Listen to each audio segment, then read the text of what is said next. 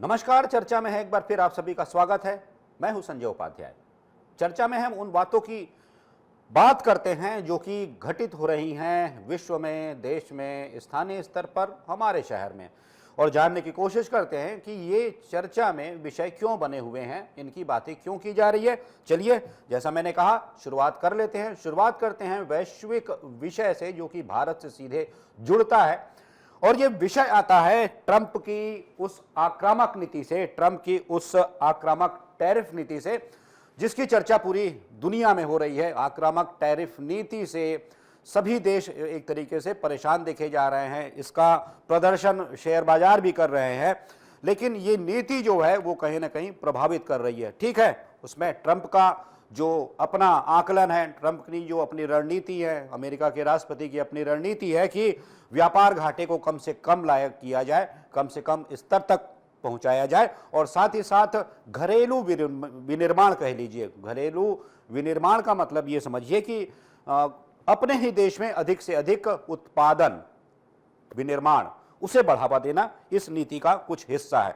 और इस नीति का प्रभाव इस रूप में समझिए कि एक बात हुई थी जिसमें चर्चा में यह विषय आया था कि जो एप्पल है वो भारत में अपना प्रोडक्शन यूनिट डालने वाला है। मतलब एप्पल का निर्माण भारत में होगा, जो कि भारत की एक नीति रही है काफी वर्षों से, make in India, made in India. तो मेक इन इंडिया के तहत बहुत सी विदेशी कंपनीज हैं जो भारत में आई हैं और भारत में ही निर्माण कार्य कर रही हैं। निश्चित रूप से जब कंपनी बाहर में आती हैं तब यहाँ के जो भी प्रतिभा होती है, यहाँ के जो टैलेंट होते हैं, वो उसके साथ जुड़ते हैं और रोजगार के अवसर सृजित होते हैं हर क्षेत्र में, चाहे आईटी का हो या फिर कोई सा भी क्षेत्र मान लीजिए, उसमें अवसर खुलते हैं।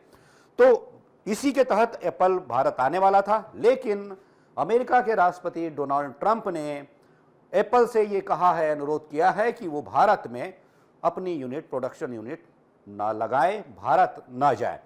तो इसे लेकर अब काफी चर्चा हो रही है, और चर्चा जो हो रही है उसके पीछे जो ट्रंप कह रहे हैं, वो कह रहे हैं कि भारत में हाई टैरिफ अभियान चलाया जा रहा है, इसलिए ऐसा ना किया जाए, जबकि ऐसा कुछ नहीं है। बहुत सी विदेशी कंपनी भारत में इसीलिए आती हैं कि यहाँ पर एक बेहतर वातावरण मिलता है, अनुकूल वातावरण मिलता है, और यहाँ पर जो प्रतिभा है, यहाँ पर ब्रेन जो है वो भी इन क्षमताओं से परिपूर्ण है कि वो उनके साथ जुड़ता है और उत्पाद में काफ़ी वृद्धि होती है। हालांकि भारत की इस नीति से जो बताया जा रहा है कि जो एक्सपोर्टर्स है, खासकर फूड है, मेटल है और भी कुछ ऐसी सामग्रियां हैं जो कि कुछ प्रभावित हो रही है। तो अब ये सारी बातें किससे कही हैं डोनाल्ड ट्रंप ने? ये बातें कही हैं सीईओ जो हैं एप्पल के, उनसे ये बात कही है टिम कुक से, जिसका उन्होंने कुछ बातें बताई थी।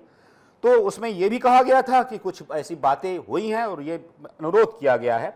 तो चलिए एक हम नज़र डालते हैं कि जो स्थिति है वो कंपनियों की कैसी है। आप ये समझिए कि अमेरिका में या फिर विश्व में देखिए जितनी भी कंपनीज हैं उसमें भारतीय प्रतिभा की हिस्सेदारी, या कहिए भारतीय मूल के जो लोग हैं, जिनकी क्षमता वहाँ लगी है, उनका टैलेंट वहाँ लगा हुआ है, उनकी काफ़ी बड़ी संख्या है। बड़ी संख्या में जितने भी आप बड़ी कंपनीज ले लीजिए, जितनी भी आपने देखा होगा कि भारतीय मूल के लोगों ने बड़ी बड़ी कंपनीज का नेतृत्व भी किया है और अभी भी कर रहे हैं। तो ये एक स्थिति बनी है कि 2026 तक हर साल 6 करोड़ से ज़्यादा आईफोन बनने लगेंगे, जो अभी एक आकलन किया गया है। इसके लिए ही ये बातें चल रही हैं। एक तरीके का एक ट्रेड वॉर की स्थिति बनाता अमेरिका भी नजर आ रहा है, जिस तरीके से बहुत से ऐसे बड़े निर्णय लिए जा रहे हैं। जो टैरिफ है वो अचानक बढ़ा दी जा रही है, अचानक व्यापार से जुड़े विषयों पर ऐसे निर्णय लिए जा रहे हैं। तो इसके बाद हालांकि भारत ने मेक इन इंडिया के तहत जो भी अपने प्रस्ताव रखे हैं, जो भी शर्तें रखी हैं, या फिर कहिए जो भी अनुकूल वातावरण दिया है, तो ये माना जा रहा है कि ट्रंप ने ये जो बात कही है इसका कोई असर शायद ना पड़े और एप्पल भारत में अपना प्रोडक्शन यूनिट शुरू करे, क्योंकि आने वाले दिनों में जो बढ़ती हुई मांग है वो इसे एक बड़ा बाजार देती है। क्योंकि कोई भी कंपनीज खाली इन बातों पर नहीं आने वाली, क्योंकि भारत विश्व का एक ऐसा बाजार है सबसे बड़ा बाजार है, जो कि लोकतांत्रिक प्रणाली से संचालित देश है। इसलिए सभी यहां चाहते हैं कि इतनी बड़ी जनसंख्या, इतने बड़े मानव संसाधन पर उनकी पैठ बने, उस बीच वो पहुंचे।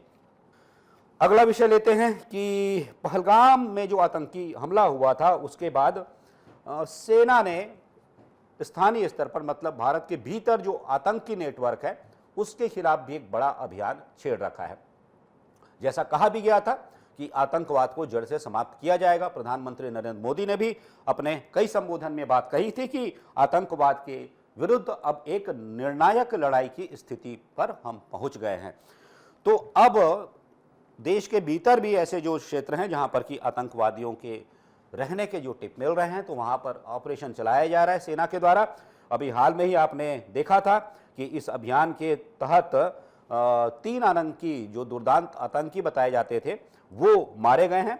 और अब जो स्थिति है, जैसा कि ऑपरेशन सिंदूर में आपने देखा था कि जो सीमा के बाहर कैसे भारत ने आतंकी ठिकानों को ध्वस्त किया था, जिसमें दावा किया गया था कि 40 से अधिक सैनिक और सैन्य अफसर और साथ ही साथ 100 से अधिक आतंकवादी, वो भी दुर्दांत आतंकवादी और उनके सहयोगी मार गिराए गए हैं। एक तरीके से जो कहा गया था कि आतंकवाद की वैश्विक जो एक यूनिवर्सिटी थी, जहां पर कि पूरे कहीं भी अगर कोई आतंकवादी बड़ी घटना होती है तो उसके तार जुड़ते हैं उन जगहों से जहां भारत ने ये एयर स्ट्राइक की थी।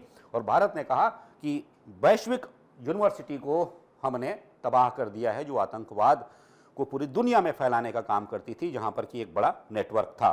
तो अब स्थानीय स्तर पर भी शोपिया में हम देख रहे थे कि सेना ने एक मुठभेड़ के बाद, लंबे चौड़े मुठभेड़ के बाद 3 आतंकवादियों को मार गिराया है। और इन आतंकवादियों को मार गिराने के बाद स्थानीय स्तर पर सर्च अभियान भी तेज कर दिया गया है। बताया जा रहा है कि ये आतंकवादी जो 3 मार गिराए गए हैं, ये लश्कर-ए-तैयबा से जुड़े हुए हैं और उसके साथ ही साथ बड़ी मात्रा में गोला बारूद, हथियार भी बरामद किए गए हैं, हैंड ग्रेनेड भी बरामद किए गए हैं इन आतंकवादियों के पास से। तो कुल मिलाकर अब सेना ने स्थानीय, कहिए देश के भीतर भी ऐसे स्थानों को चुन चुन कर, जहां की आतंकवादियों के टिप मिल रहे हैं कि उनकी कुछ गतिविधियां हैं, वो वहां उपस्थित हैं, तो उन्हें निकाल कर मारा जा रहा है, इनकाउंटर किया जा रहा है।